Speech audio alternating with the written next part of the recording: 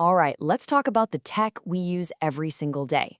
You know, our phones, our laptops, our smart TVs, they're all constantly talking to each other. But how does that actually happen? We're going to dive in and unpack the simple rules that make our pretty complex digital lives even possible. I mean, seriously, have you ever plugged in a cable or hopped on Wi-Fi and just paused for a second to think about what's going on behind the curtain? It feels a little bit like magic, right? But it's all built on just a few core ideas that, once you see them, make total sense. Okay, so before any information can go anywhere, every single device on a network needs an address. Just like a house on a street. But how it gets that address, well, that's where a fundamental choice comes in. This brings us to the two big kind of invisible philosophies that run your connection: static and dynamic. So on one side, you've got this idea of something being totally fixed, permanent, never changing. That's static. And on the other side, you've got something that's flexible, temporary, and just assigned on the fly, and that's dynamic. These two concepts are always at play all across the internet. A static address is, well, pretty much what it sounds like. It's a permanent address that's put in manually.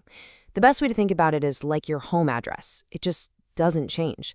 This is absolutely crucial for things like web servers or maybe the big office printer that everyone needs to be able to find at the exact same place every single time. It's all about being reliable and predictable. Now, on the flip side, you have dynamic addresses. These are completely temporary. So every time your phone or your laptop connects to the Wi-Fi, it gets a brand new available address just for that session. The hotel room analogy is perfect here. The room key is yours for your stay, but tomorrow, someone else will have it. This whole system is incredibly efficient, and it's what most of our everyday gadgets use. So every device has an address. Got it. But how does all that data physically get in and out? The answer is literally right in front of you. Just take a look at your computer. You see that collection of little slots and holes? Those are your ports, and they are the physical gateways for all that information. Two of the most common ones you're going to see are USB, which stands for Universal Serial Bus, and HDMI, or High Definition Multimedia Interface. You've probably used both of these already today without even thinking twice about it, but they actually do very, very different things. See, each port has a really specific job. A USB port is kind of the ultimate utility player. It can handle your files, it can charge your phone, it connects your keyboard, it's managing both data and power. An HDMI port, though, it's a total specialist. Its one and only job is to shoot high-quality video and audio to a screen. It's pretty much the secret sauce behind your movie night. Okay, so we've got our network address and we've got our physical ports. All of this leads us to a final, really practical choice that we all make every day. Do we plug in a cable or do we connect through the air? This is that classic showdown, right?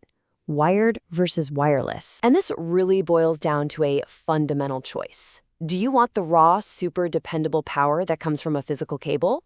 Or do you want that untethered freedom of connecting through the air? It's this constant trade-off between stability and mobility, and honestly, what you pick really just depends on what you're trying to do.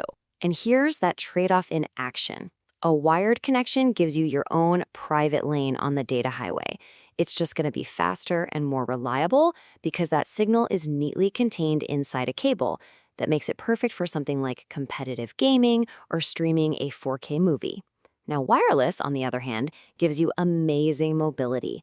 The catch is that your signal is literally traveling through the air, fighting with other Wi-Fi signals, your microwave, and even physical walls, which, yeah, can sometimes mean slower speeds and a less stable connection. And, well, there you have it. We've gone all the way from this abstract idea of a static versus a dynamic address down to the physical USB and HDMI ports you can actually touch, and finally to the networks we build with them, where we make that daily choice between the rock-solid stability of a wire and the sweet freedom of wireless. It all kind of makes you wonder, though, doesn't it?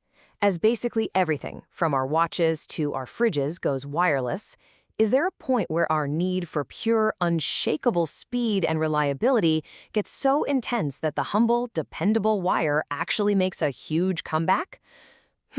Something to think about next time you plug in.